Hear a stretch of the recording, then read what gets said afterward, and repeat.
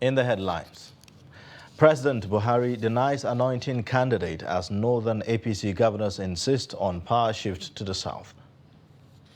NNPP governorship candidates emerge in Kano and Kaduna states.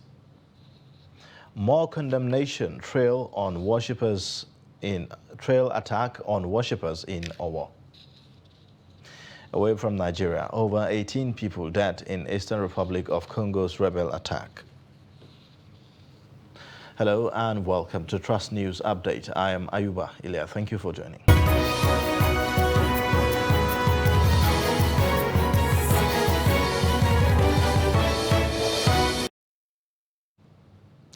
All is now set for the All Progressives Congress Special Convention at the Eagle Square in Abuja. Speaking while inspecting the level of readiness for the exercise, Zamfara State Governor Bello Matawalle said that the party has put machinery on the ground to ensure not only transparent primaries, but one that follow all processes laid out by the Independent National Electoral Commission. He was accompanied by some of the party committee members in charge of both security and planning organizing committee.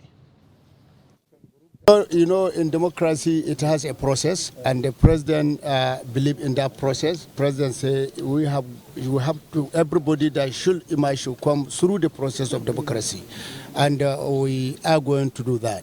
But we're still in contact with some of the contestants. Maybe later in the day, you will hear the result.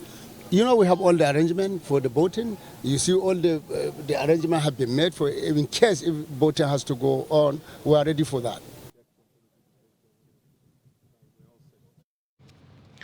Meanwhile, party supporters have called on the delegates to ensure transparency in the special convention of the All Progressives Congress to ensure a hitch-free primary. Speaking to Trust TV at Eagle Square, venue of the convention, the supporters said that they are ready to give their mandate to their desired delegates to ensure that the best candidate who will lead the party to victory emerges. Other party supporters added that their expectation is to ensure that the presidential primary goes smoothly to enable the party remain united after the exercise. Kabir Lawal reports. Well, we are outside the Eagle Square right now in Abuja, where the All Progressive Congress party primaries want to take place. And as you can see behind me here, we have party supporters sitting willy-nilly to see who the flag bearer will be. And some of them will tell us their expectations and exactly what brought them to Eagle Square in Abuja. My expectation for the primary is that I want the primary to be free affair. I don't want violence. I want the Nigeria to be kind. You know, some people use the privilege of this to kill their fellow human being, or to kick against someone, or to be trying one way or another to fight someone, which is absolutely wrong. I advise people that vote to vote in peace, not in pieces. To vote with good heart and to vote the leader that will take you to the next level, that will change the country, that will make Nigeria be better the way we want, because Nigeria is not okay. Security of lives and property is of paramount importance, especially when it comes to politicking. Party supporters have been here for days and they have not even complained that anything has happened to their life or property. In Abuja, Kabir Lawal, Trust TV News. President Muhammadu Buhari has put to rest speculations about his choice of a presidential candidate for the governing All Progressives Congress. The president met on Monday afternoon at State House, Abuja, with party's governors from the 14 northern states. He stressed that he had no preferred candidate, had anointed no one, and is determined that there will be no imposition of any candidate on the party. Kende Amodu reports.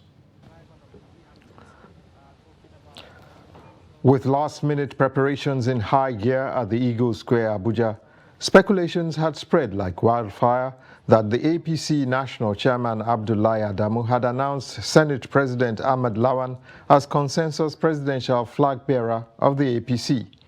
Ironically, at that point in time, President Buhari was meeting with the 14 northern governors and assuring them that the delegates will decide who would be the party's presidential flag bearer. As a believer in democratic process, believe that any candidate was emerged through a transparent process. And the emphasis that Mr. President told us for this election For now, he has no anointed candidate. The 14 northern governors have made it clear that the Senate president is the last person on their minds. In fact, they are confirming widespread speculations from the night before that their position is that the party's candidate in the presidential polls shall come from the southern part of the country. We wrote it and we stand by it, that in the interest of unity, in the interest of peace, we recommended that, and also justice. Our recommendation is that the next president should come from the south. The governor of Kogi State chose to excuse himself from meeting with Mr. President because he believes that he does not agree with our position. There are 14 APC governors out of the 19 northern states. 13 of us are on one page on this subject. Rumors and speculations are not strange in high-stakes contests such as this one. Few hours before the special national convention commences, none of the contending camps can be sure of where the pendulum will swing. In fact, you could say there is an air of confusion. I don't know why people assume that when you have 100 people, everyone must agree before a decision can be taken. That is the key to analysis paralysis. When the majority, or even a super majority like 12 out of 14 takes a decision, everyone is bound. There is no time that everyone will agree to an issue. This is compounded by the fact that the 14 northern governors have left the back door open by assuring President Buhari that they are ready to accept his leadership on the matter. Kehinde Amodu, Trust TV News, Abuja. In the same vein, APC governors from the north on Monday informed President Muhammadu Buhari of their decision that power should rotate to southern parts of the country in 2023. The chairman of the Northern Governors Forum, Governor Simon Lalong of Plateau State, briefed State House reporters after the meeting with the president at the presidential villa in Abuja. He said that 13 of them apologized to the president for receiving the information about their position after it was leaked. I've learned about the unity of this country, about the need for progress and the need for inclusiveness, and also the need to accommodate for accommodation. And we sat down in the last few days, and out of that, 13 out of 14 governors agreed. And we took a decision to go and advise Mr. President. While we were on our way to advise Mr. President, I think part of the discussion that we did leaked out to the press. Well, we still went ahead and we told Mr. President, Mr. President being a Democrat, said no, he must listen to us. He will listen to us. And so Mr. President granted us the opportunity today. Our meeting today is to reaffirm our position on that letter, on that statement. We also apologize to him that that statement was made by all of us. And we reaffirm the position, but we apologize that the statement leaked out before even our consultation with him. Staying with politics, members of the National Working Committee of the All Progressives Congress have denied endorsing Senate President Ahmed Lawan as the consensus presidential candidate of the party. The national chairman of the party, Senator Abdullahi Adamu, had announced during the NWC meeting on Monday that Lawan has been anointed as the consensus candidate of the party. But the National Organizing Secretary of the party, Suleiman Argungu, while addressing journalists at the party secretariat after the NWC meeting, said that the issue of consensus was never discussed at the meeting.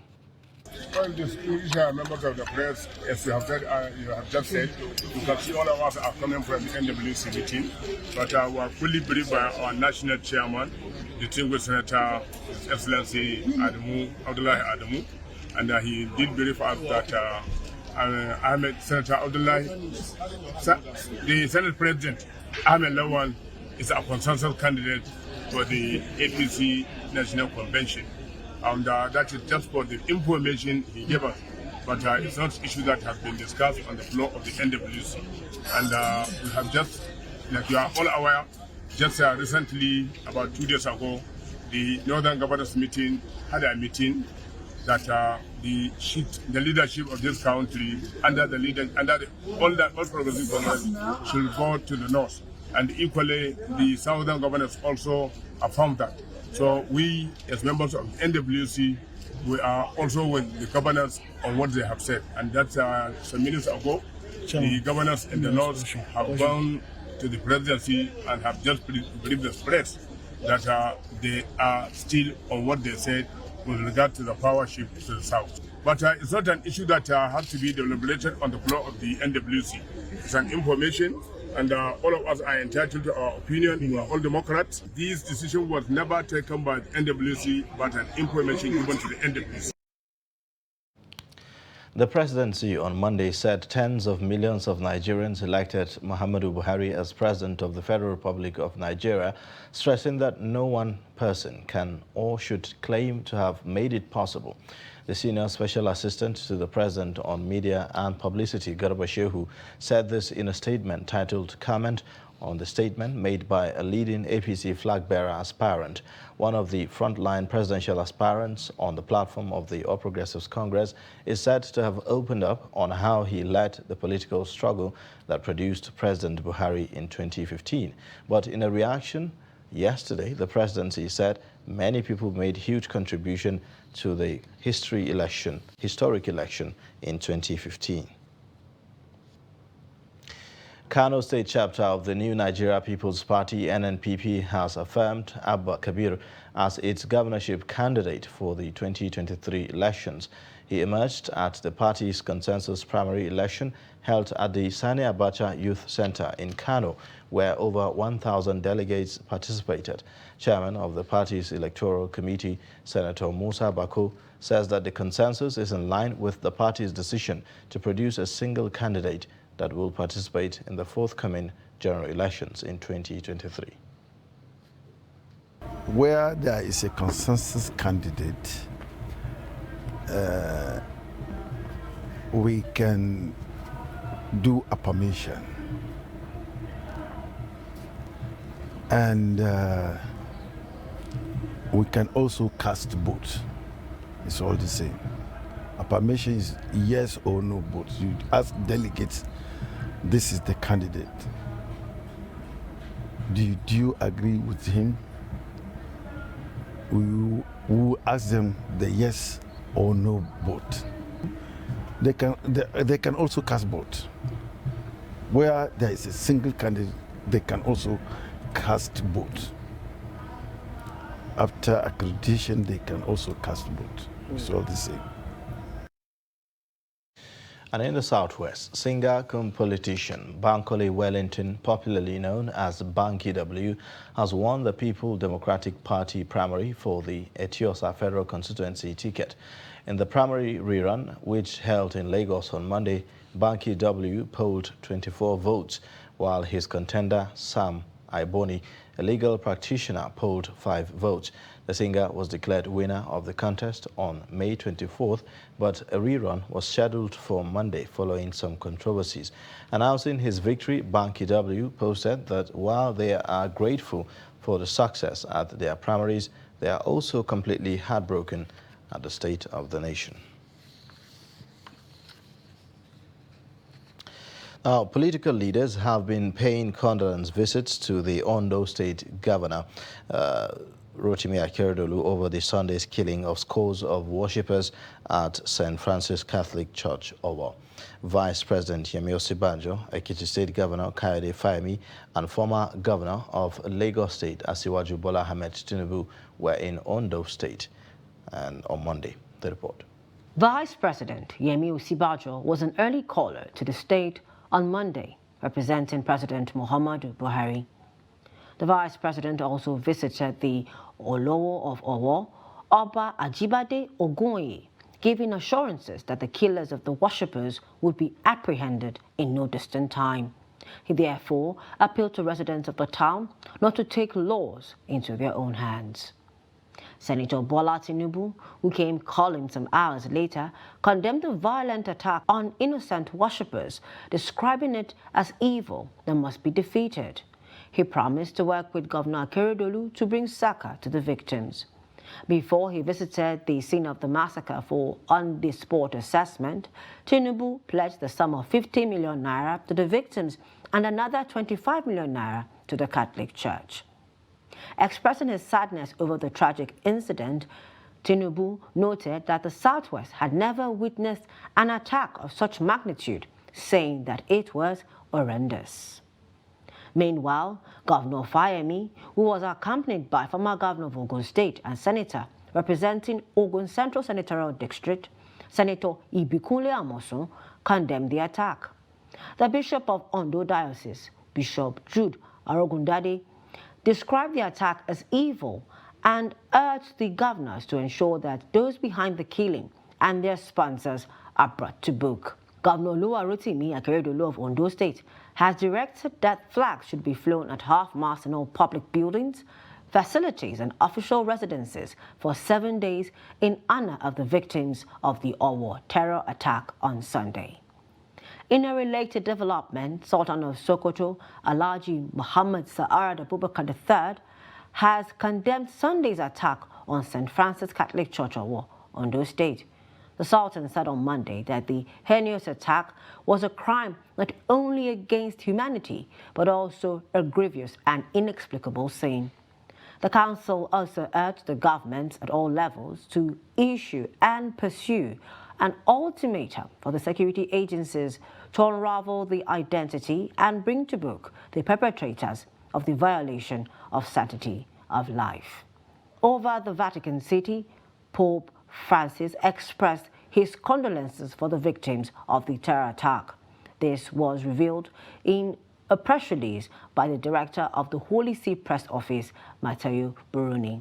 According to the press release, the Pope expressed his solidarity with the victims and sent his prayers. Chiamaka for Trust TV, Abuja. You're watching the news update on Trust Television. Coming up after the break. Industrialists decry Kano epileptic power supply. Details and more shortly. Join us again.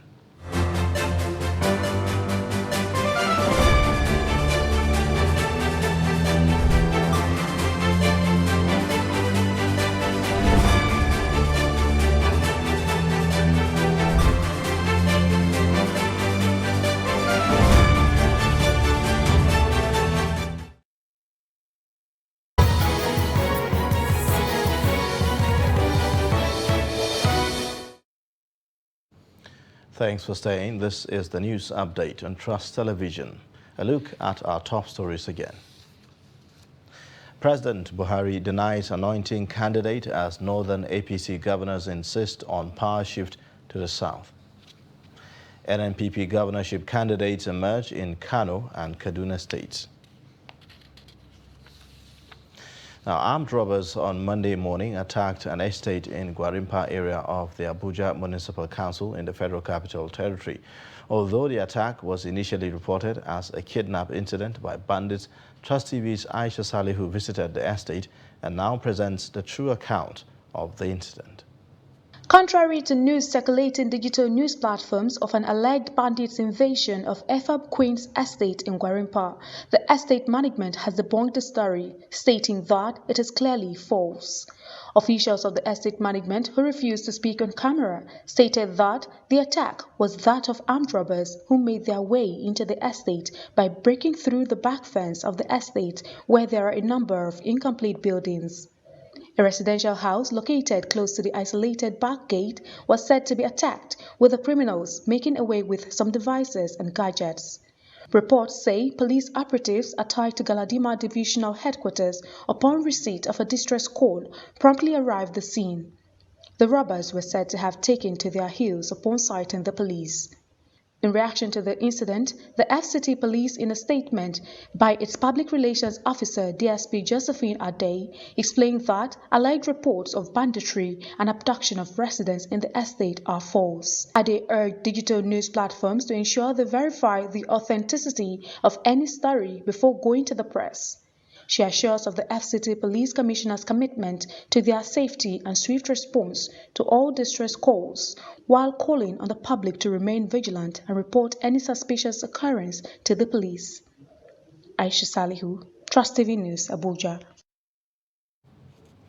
The Adamawa State Police Command says it will arrest and prosecute culprits involved in any form of crime and criminality in the state.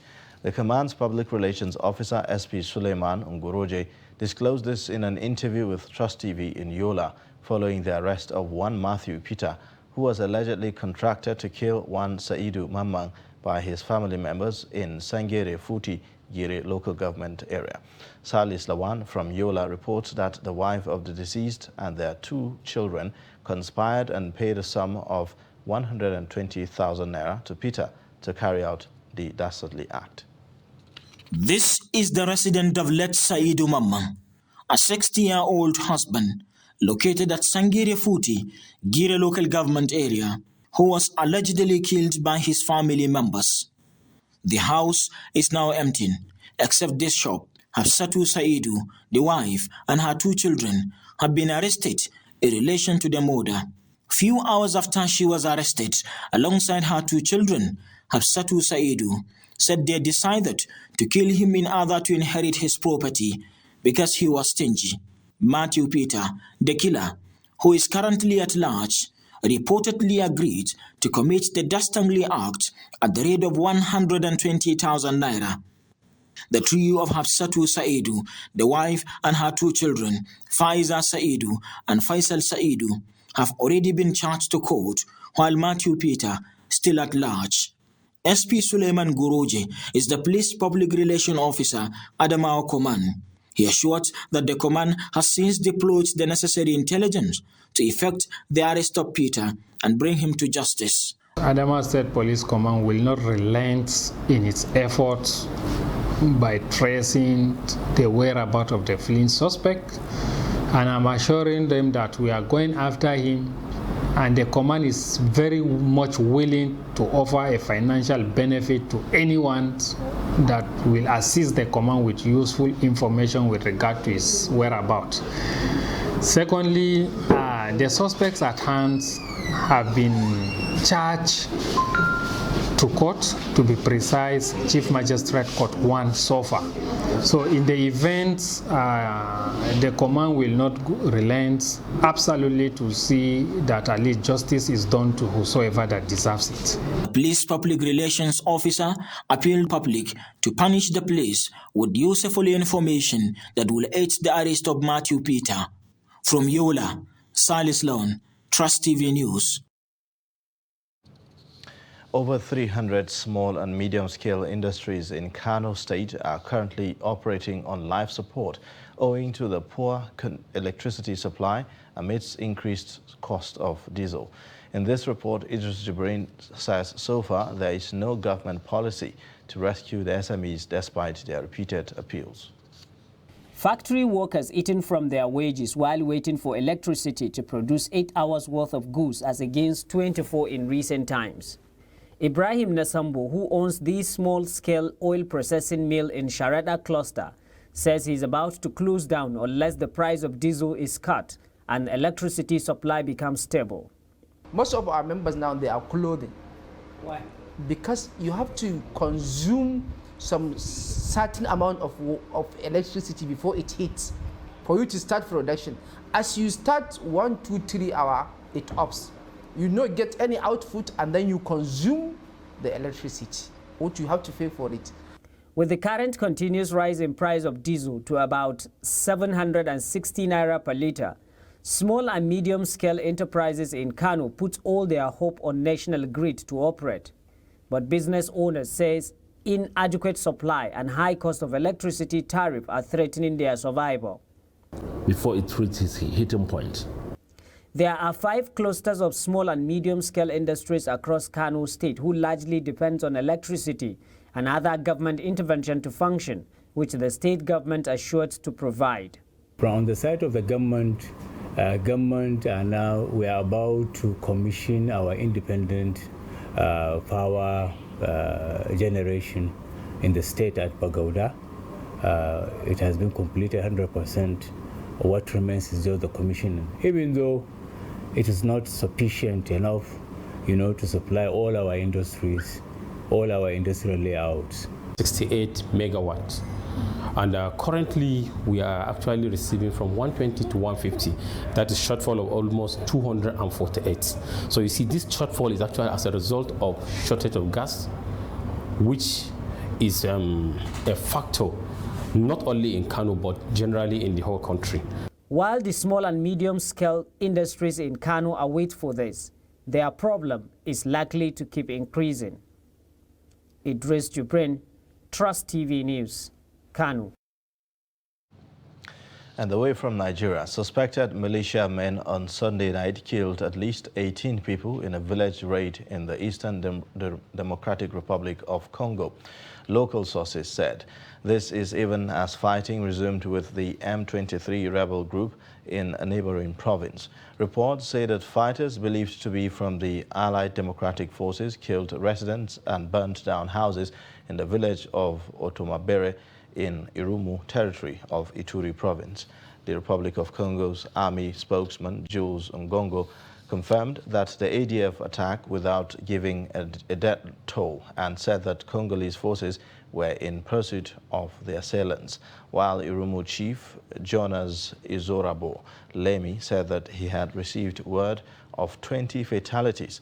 Christophe Moyanderu, coordinator of the local group Convention for the Respect of Human Rights, also said the provisional death toll was 20. A British journalist and a Brazilian indigenous expert have gone missing in a remote area of the Amazon rainforest. Dom Phillips was last seen in the Javari region, Amazonas state, at the weekend. He was traveling the area with Bruno Pereira while researching a book. It was reported that the two had received threats days before. Federal police and Navy are searching for the two in the remote region.